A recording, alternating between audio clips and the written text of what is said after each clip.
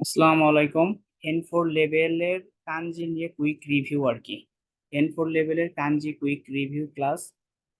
তবে আজকের ক্লাসে টোটাল N5 লেভেলের 110টি কাঞ্জি এবং N4 লেভেলের 200টি কাঞ্জি, টোটাল 310টি কাঞ্জির মধ্যে আজকের ক্লাসে 110টি কাঞ্জি দেখে চিনতে পারি কিনা এটা হলো আমাদের ফার্স্ট টার্গেট হবে। অর্থাৎ 110টা ক্যারেক্টার দেখে চিনতে পারি কিনা এবং দু একটা ভোকাবুলারি মনে করতে পারি কিনা, এটা হলো আজকে আমাদের ক্লাসের উদ্দেশ্য আর কি। যদি আমরা দেখে সবগুলো কাঞ্জি দেখে চিনতে পারি, কাঞ্জিগুলা দেখে চিনতে পারি, দেন ভোকাবুলারি দু একটা মনে করার চেষ্টা করব।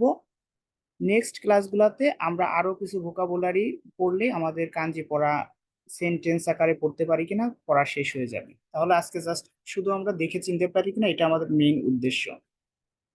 আচ্ছা, সেক্ষেত্রে কাঞ্জি রিভিউ ক্লাসের প্রথম উদ্দেশ্য হলো যে 110টি কাঞ্জি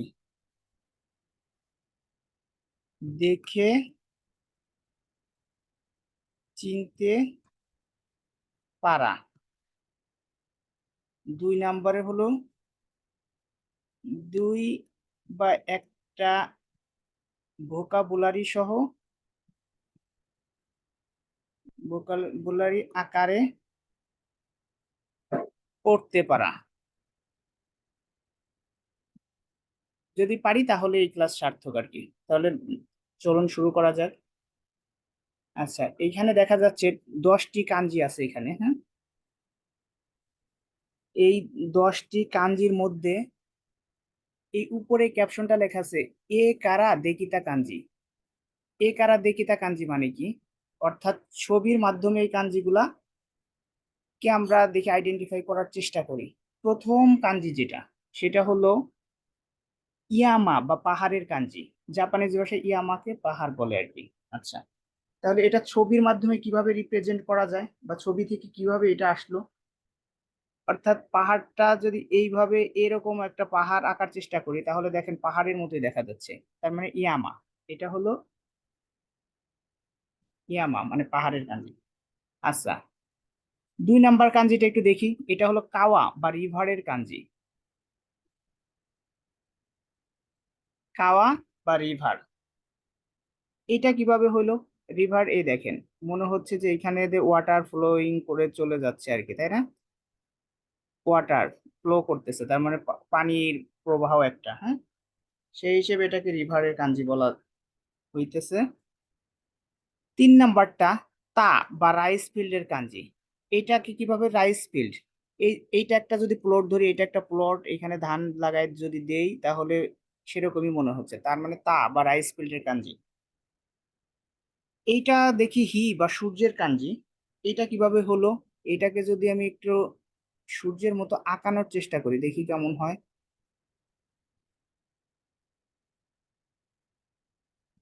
সূর্যের মতোই লাগতেছে। সো এটা হলো হি বা সূর্যের কাঞ্জি। আচ্ছা, এইবার হলো এইটা হলো চাঁদের কাঞ্জি।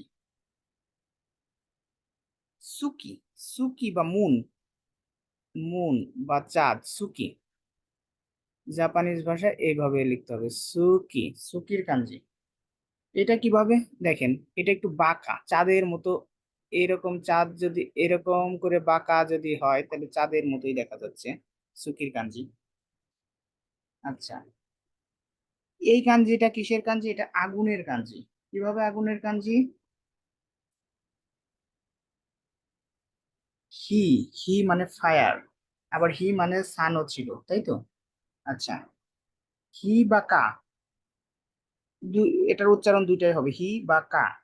তো সেক্ষেত্রে আমি একটু আগুনের যদি দেখি, আগুনের ফুলকি গুলা যদি এরকম করে আগুনের ফুলকি ওড়ে,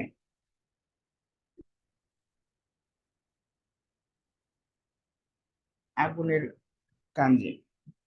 এইটা হলো মিজু বা ওয়াটারি কাঞ্জি, পানি, পানি, পানি, পানির কাঞ্জি, মিজু বা ওয়াটারি কাঞ্জি। এইটা হলো কি বা গাছের কাঞ্জি। এটা কিভাবে? গাছ, গাছের কাঞ্জি। এইগুলা শিকড় দিয়ে দিলাম, আর এটা হলো উপরে দিয়ে দিলাম গাছের কাঞ্জি। এইটা কিন, গোল্ডের কাঞ্জি। গোল্ডের কাঞ্জি কিভাবে?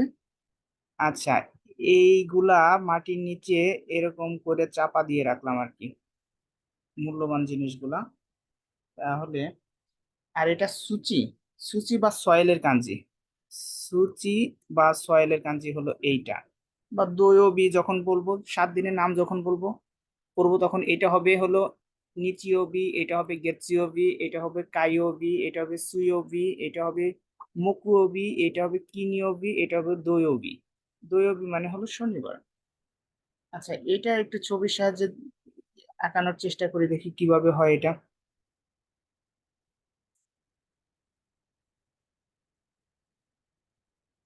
এইটা মাটির ডিবি আর কি, সয়েলের কাঞ্জি। তো এই ছিল 10টা কাঞ্জি। এখানে আমরা আরেকবার একটু রিক্যাপ করি। এটা হলো ইয়ামা, প্রথমটা থেকে আসি, ইয়ামা পাহাড়ের কাঞ্জি। এটা ইয়ামাও বলবো অথবা সানও বলা যাবে, যেমন ফুজি সান, ইয়ামা, ফুজি সান। তারপরে তোজান, তোজান মানে হলো ক্লাইম্বিং, পাহাড়ে ওঠা আর কি। এটা হলো কাওয়া, রিভারের কাঞ্জি। এটা যদি ইয়ামা কাওয়া সান, মানুষের জাপানিজ নাম এরকম হতে পারে, ইয়ামা কাওয়া সান। অর্থাৎ এই ইয়ামা, এইটা আর এইটা মিলে, আবার এটাকে অনেক সময় সানও বলতেছি লাস্টে যদি থাকে, তাহলে এই তিনটা একসাথে মিলে হয়ে যাবে ইয়ামা কাওয়া সান।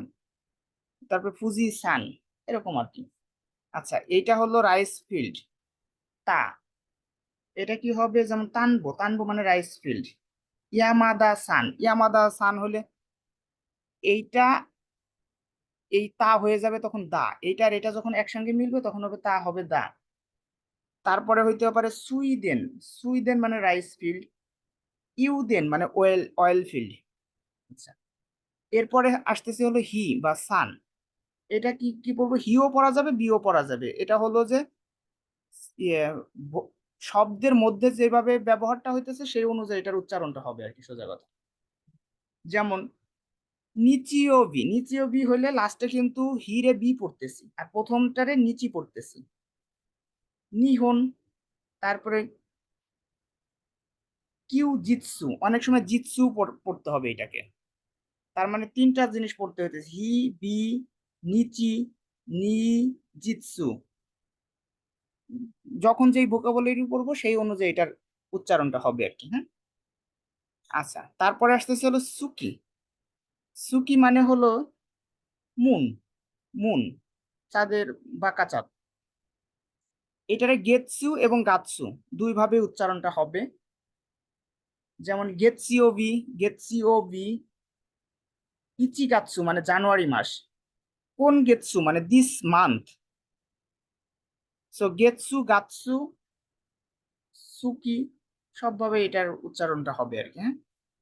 এইটা হলো ফায়ারের কাঞ্জি। তো ফায়ারের কাঞ্জিতে কি কি হইতে পারে? যেমন কাইওবি, কাইওবি, টিউসডে। তারপরে হলো কাজান, ভলকানো। কাজি, ফায়ার। তারপরে আসতেছি হলো মিজু, মিজু ওয়াটারের কাঞ্জি। এখানে কি কিভাবে পড়তে পারবো? সুই বা মিজু দুইটা উচ্চারণ আছে। এটা হলো মিজু ওয়াটার, সুইওবি ওয়েনেসডে, সুইডেন রাইস ফিল্ড, সুইডো ওয়াটার ওয়ার্কস। এটা হলো গাছের কাঞ্জি কি। এখানে কি কি আছে? মকুয়োবি থার্সডে, এটাকে পড়তেছি কিনিওবি ফ্রাইডে। ওকানে মানি, এটার আর একটাও অর্থ আছে ওকানে মানি। আর লাস্টেরটা হলো সুচি সয়েল, দোয়োবি। তোচি, তোচি মানে ল্যান্ড, সুচি মানে সয়েল।